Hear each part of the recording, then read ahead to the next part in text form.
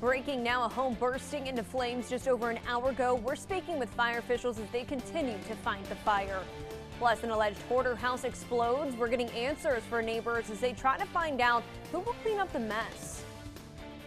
And later, neighbors terrified as SWAT teams and officers with guns drawn swarm a Columbus neighborhood. What police are telling us this evening. Coverage you can count on. This is WTVN News Leader Now. Sponsored by Montlick & Associates, Columbus Injury Attorneys.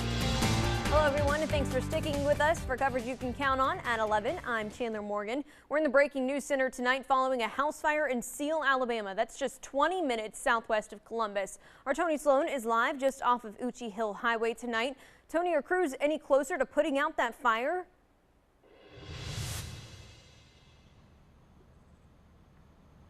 Well, Chandler, actually just talked to the fire chief, and he tells me that it's still blazing. They're working to try to contain this fire here. A very active scene. You can see here behind me a lot of fire trucks on the scene. Police and even the sheriff deputy was here as well. But it's actually that white house you can see toward the right side of your screen there that they're working on there. Many of the neighbors still outside waiting to figure out exactly what caused this fire here. Actually just spoke to the fire chief, and he tells me that they're a volunteer fire service, so they don't really work on what exactly caused it here, but they're right now just working on containing this blaze as much as possible. And I actually talked to the sister of someone who lives in that home there, and she tells me that all of her relatives are safe, but they're still working on trying to contain the smoke and the flames there. That fire chief also telling me that everyone was outside of the home when they first got here and saw all of those flames pretty much engulfing this home altogether. But to answer your question, Chandler,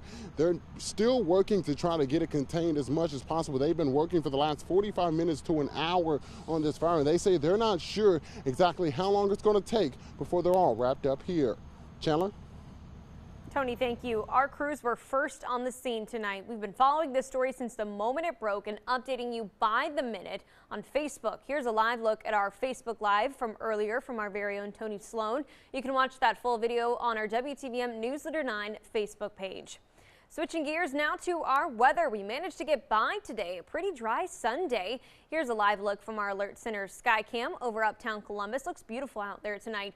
Meteorologist Dylan Federico is in the Storm Team 9 Alert Center. Yeah, it's a nice evening outside in the Columbus area. You can see clear skies right now in downtown Columbus. Temperatures right now in the 70s across the Chattahoochee Valley, 77 in Columbus, 74 in Auburn. Eufaula at 77 degrees as well. Looking at the radar this evening, not a whole lot going on, but that'll change tomorrow afternoon. We get more storms developing. Taking a closer look, 73 in Thomaston, LaGrange at 76, Cuthbert at 74 degrees this evening. If you have any plans tomorrow morning, heading to school, heading to work, 74 degrees with mostly cloudy skies. I'm giving it a C grade tomorrow morning because there could be a couple of isolated showers tomorrow morning. Keep the umbrella handy along with the WTVM weather app. Chances are you'll need it tomorrow afternoon. Back to you, Chandler. Dylan, thank you. Now to a breaking news update. We're learning new details on an apparent standoff lasting for several hours on 33rd Street until this morning. Take a listen to what our crews heard on the scene. Columbus police confirm around 10 last night they responded to shots fired calls on 33rd Street just near the Rose Hill playground. SWAT team and officers pointing guns at the house. You can hear in the video officers asking a person to come out of the home. Police tell us the suspect was not found in the home and the situation turned into a domestic dispute. The investigation is ongoing. New details in an exclusive story, a Columbus home bursting into flames after an explosion inside. That home belonging to a reported hoarder on 15th Avenue, according to neighbors. No one was inside the home, but one neighbor says she was right next door when she heard the explosion and saw the flames burn a neighbor's tree. It was just about 5 or 6 explosions, one after another. I'm just glad she wasn't in the house. I don't think she would have made it out. There was no other damages to any of the neighbors' houses, and many of them telling us that they did hear those explosions, and now they're pushing for it to be cleaned up as soon as possible. Troup County investigators are still searching for a missing 24-year-old woman. Yasmina Alston takes us inside the search and speaking with family members for the first time. Todd Milner checked Facebook on Saturday only to see a post he almost didn't believe to be true. And that's when I called Mama to make sure this was real, and that's what Mama told me it was. His cousin, Miranda Whitten, was missing. Pretty tore up about it. They just feel helpless. They can't just wondering where she is. Troup County Sheriff's deputies say the 24-year-old was last seen by her family Thursday night at their Schaefer Herd campsite. Family tells us Whitten was by herself at the campground because her grandparents had to leave that night. Other campers told authorities she was then possibly spotted kayaking Friday afternoon. They found the kayak, and now she's nowhere to be found. The search now continues on ground, by water, plus in the air, though those efforts have come with some challenges and no exact location of where she may have been kayaking. She just graduated in May from Auburn University with a degree in psychology. Good girl, very active swimmer, and she's knows the lake really well. She grew up out here. Multiple agencies and volunteers have joined in on looking for the young woman. I hope everything's all right. Anything could have happened, but we're just gonna wish for the best. Whitten's family asking for prayers and staying as positive as possible. I'm hoping still that she's just got out on land somewhere and somebody's picked her up and she's safe. And if you have any information on the last whereabouts of Miranda Whitten, you are asked to call Troup County 911. Reporting in Troup County, Yasmina Alston.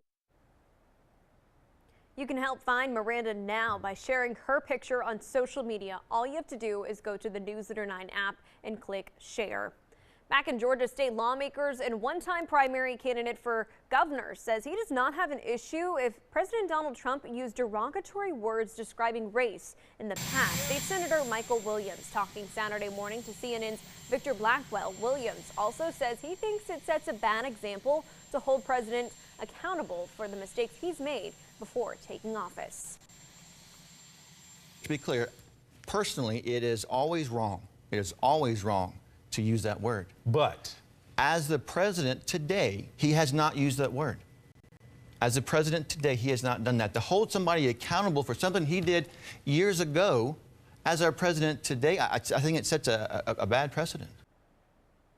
The question of whether Trump used the racial names comes from a claim former White House staffer Omarosa makes in her new book.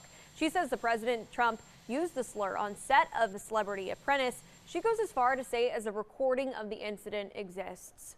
Voters and supporters in East Alabama welcoming U.S. Senator Doug Jones. Our Jose Zozaya has more on Jones' thoughts about national conversations and issues affecting Alabamians' everyday lives.